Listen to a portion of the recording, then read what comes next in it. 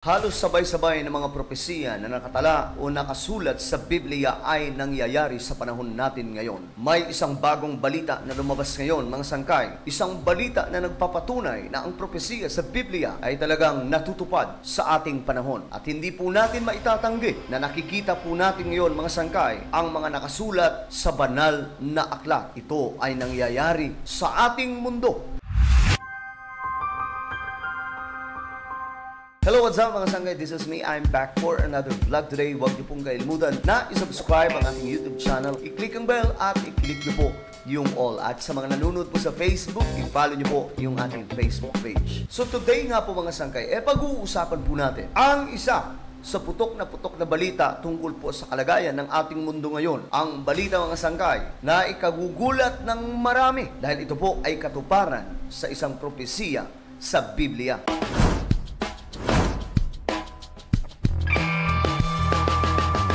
Marami sa mga kababayan natin, mga sangkay, ay marahil hindi po alam kung ano nga ba ang mga propesiya sa Biblia na natutupad sa ating panahon ngayon. Subalit tayong mga naglilingkod sa ating Panginoon, malamang hindi po sa atin bago ito sapagkat talagang nabasa na po natin ito noon pa. Narinig na rin po natin sa mga pangangaral ng inyong o sa ating mga pastor kung ano nga ba talaga itong mga nagaganap sa ating mundo. Ano ang mga propesiya na nakasulat sa Biblia? Iba't ibang klase mga propesiya, mga sangkay, na nagpapatunay na ang salita ng Diyos o banal na aklat ay talagang nagsasabi ng totoo.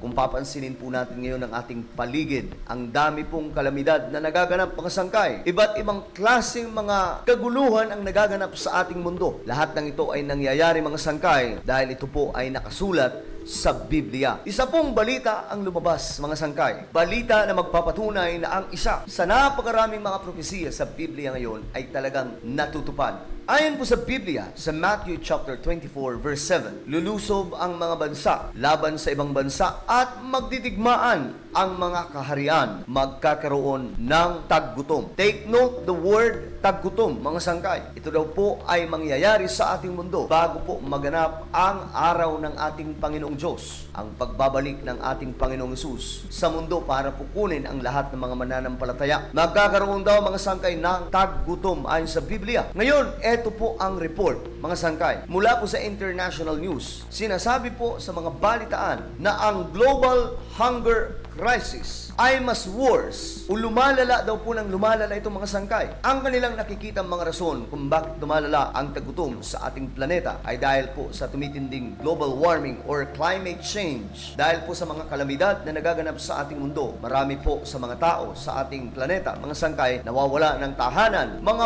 pamilya, mga sangkay, na nagkakaroon po ng pigati at paghihirap dahil po sa pananalasa ng ating kalikasan. Ang climate change, mga sangkay, ang nakikita nilang isa sa dahilan kung bakit lumalala po ang sitwasyon ng mga nagugutom sa ating mundo. Dumarami po ng dumarami. Ito ay ayon sa report ng United Nations na ikinalulungkot po nila ang nangyayari sa ating mundo sapagkat ito po ay lumalala daw ng lumalala, mga sangkay. Ang mga nangyayaring mga kalamidad ay isa sa nagpapahirap sa ating planeta. Pero mga sangkay, tandaan po natin na itong mga calamities, itong mga trahedyang nagaganap sa ating mundo, bago pa po mangyari ay nakasulat na po sa Biblia, kagaya po nitong mga pananalasa ng ating kalikasan na hindi po mapipigilan ng kahit na sinong tao. Ito po ay bahagi ng propesiya sa Biblia na nagsasakatuparan din sa propesiya na nakasulat sa banal na aklat na magkakaroon po ng matinding taggutom. Nangihingi po ngayon ng tulong, mga sangkay, ang United Nations. Nais po nila makapaglikom ng mas malaki pa pong pondo nang sa ganun marami pa po sa mga tao sa ating mundo matulungan at maalalayan, mga sangkay. Subalit, hindi po ito magiging hagdan para po mawala ang taggutom sa ating mundo. Dahil ito po, mga sangkay, ay pansamantalang tulong lamang sa mga nahihirapan at hindi po lahat ng tao na dumaranas ng taggutom ay maaabot makaabot ng tulong na ito. So ito po ay isa sa bahagi ng propesiya ng Biblia, mga sangkay, na nagpapalala ngayon sa sitwasyon ng mga tao. Isa rin po sa nakikita nilang dahilan, mga sangkay, kung bakit lumalala ang taggutom sa ating mundo ay dahil po sa mga digmaang nagaganap sa ating planeta. Mga sigalot ng mga bansa, mga sangkay, nag-aaway-away ang maraming mga bansa na nagkukos, mga sangkay, ng malaking damage na ang unang naaapektuhan nito, mga sangkay, ay ang maraming tao sa ating mundo. Ito ang isa sa nakikita nilang dahilan, mga sangkay, kung bakit dumarami ang nakakaranas ng taggutom sa ating mundo. Nagpapatunay lamang, mga sangkay, na ang banal na aklat ay nagsasabi ng katotohanan patungkol po sa hinaharap at patungkol po sa dapat gagawin ng sangkatauhan maranasan man po ang ganitong klaseng mga kalamidad. Ayon po sa banal na aklat, sapagkat magsisitindig ang bansa laban sa bansa at ang kaharian laban sa kaharian at magkakagutom. Isa po yan, mga sangkay, sa makapanindig balahibo na propesiya sa Biblia. Sa panahon natin ngayon, mga sangkay, nakikita po natin ng aktwal sa pamamagitan po ng advanced technology, may internet, may social media. Malinaw na nakikita ng ating dalawang mga mata ang kaganapan sa ating mundo na nagpapatunay na ang Biblia ay hindi po nagsisinungaling. Ayon po sa Luke chapter 21 verse 11, magkakaroon ng malalakas na lindol, taggutom at mga salot sa iba't ibang dako. May lilitaw na mga kakilakilabot na bagay at mga kamanghamanghang kababalaghan buhat sa langit. Lahat ng itong mga sangkay ay nararanasan po natin ngayon. Itong sinasabing mga kababalaghan buhat sa langit ay kamakailan lamang natutupad, mga sangkay. Iba't ibang klase mga kababalaghan ang nakita sa iba't ibang dako ng ating mundo. At sinasabi po nila na tila baga mayroong mga tinatawag na extraterrestrial beings na naglipana po sa ating mundo, mga sangkay. Ngunit, wala pa rin po silang napapatunayan. Ang isa lamang po sa patunay dito, mga sangkay, ay talagang mga kababalaghan ito buhat sa langit na propesiya sa Biblia. So ayon po sa Lucas or Luke chapter 21 verse 11, magkakaroon ng malalakas na lindol, taggutom at mga salot sa iba't ibang dako. May lilitaw ng mga kakilakilabot na mga bagay at mga kamanghamanghang kababalaghan buhat sa langit. Kamakailan lamang, mga sangkay, nagkaroon po ng mga kakilakilabot o nakakamanghang kababalaghan mula sa langit na sinasabi nga po ng marami na mayroon pong kakaibang nakikita sa kalangitan.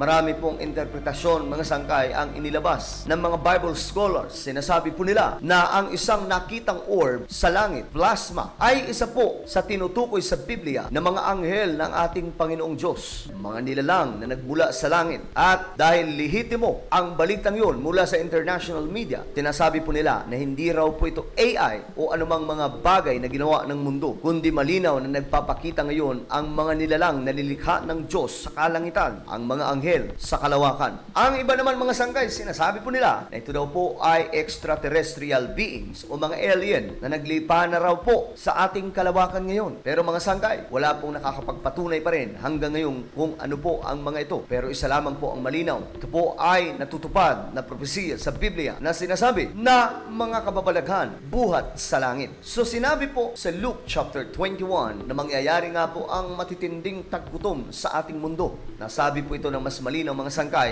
at maging ang mga kaganapan sa ating mundo ngayon, malinaw na nakikita po natin, mga sangkay, ang katuparan ng mga ito. Ang taggutom ay lumalala ng mga sangkay sa iba't ibang dako ng ating mundo. Dulot po ng climate change at mga sigalot ng mga bansa. Unang naaapektuhan ang sangkatauhan sa mga pangyayaring ito. Ngunit, mga sangkay, sa kabila po ng mga nangyayaring ito, mayroon pong sinabi ang Biblia para po sa lahat ng mga mananampalataya, para po sa lahat ng mga nagtitiwala sa Diyos. Kung darating man ang taggutom, mga sangkay, o anumang mga propesiya sa Biblia, ayon sa banal na aklat, sa mga awit 37 verse 19, hindi sila mga papahiya sa panahon ng kasamaan, at sa mga kaarawan ng kagutom ay mga bubusog sila. So sa lahat ng mga naglilingkod sa ating Panginoon, hindi po dapat natin katakutan ang mga nangyayaring ito. Tayo po ay magalak, mga sangkay, sapagkat natutupad po ang naaayon sa banal na aklat o naaayon sa kalooban ng ating Panginoon, na ang ibig sabihin lamang, malapit na pong babalik ang ating Panginoong Hesus. May paalala sa atin ang Biblia sa lahat ng taong nananampalataya sa Kanya. Hindi raw po tayong lahat, mga sangkay, mapapahiya sa panahon ng kasamaan. Lahat ng naglilingkod sa ating Panginoon na nabubuhay sa panahong ito, panahon na ang kasamaan ay umuusbong, hindi raw po tayo mga papahiya. Bakit, mga sangkay? Sa kabila ng mga nangyayaring kakilakilabot sa ating mundo, ililigtas po tayo ng ating Panginoon. Ayon nga po sa Biblia, sa mga kaarawan ng kagutom ay mga bubusog sila. Hindi tayo ipapahiya ng ating Panginoon. Matindi man ang taggutom sa ating planeta, hindi po tayo pababayaan ng ating Panginoong Diyos. Tutulungan po tayo ng ating Panginoon na isalba sa mga malulupit at kakilakilabo na katuparan ng mga propesiya sa ating mundo. Ano po ang inyong opinyon sa ating napag-usapan ngayon? I-comment nyo lamang po sa ibaba. Huwag nyo pong kalimutan na i-subscribe yung ating YouTube channel.